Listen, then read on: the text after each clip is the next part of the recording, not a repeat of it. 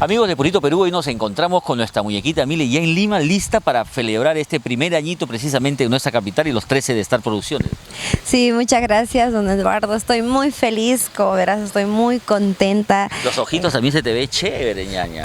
Estás guapachosa. Sí, gracias, gracias. Sí, no, estoy muy contenta por todo lo que se está logrando y nada, saludar a todas las personas que nos están viendo y agradecerte por el apoyo incondicional a tu bello programa Purito Perú, igualito que tú. Nos escriben muchos amigos de Bolivia, de Chile, nos dicen por favor saludos para Oruro, La Paz, en Santiago de Chile también te piden mucho. ¿Qué les dirías a todos estos amigos que incluso sabemos que van a venir del exterior para venir a tu aniversario? Sí, la gente de Bolivia, el público de Bolivia siempre me ha recibido muy bien, así que estoy muy agradecida con ellos. Y nada, se vienen los clubes de fans de La Paz, de Cochabamba, y de algunos lugares más también van a estar presentes aquí en nuestro primer aniversario. Nada, estoy muy agradecida, la verdad. Yo siempre he sido así, agradecida con toda la gente que me apoya, con la gente que ha estado conmigo, con la gente que siempre confía, ¿no? Que sigue conmigo y que me apoya hasta ahora y espero contar con su apoyo todavía. Este sábado 2, ¿qué le diríamos a nuestro público para que te acompañen ese día? Aparte de tus éxitos, ¿alguna novedad nos vas a regalar? ¿De repente algún dueto o de repente vestuario nuevo?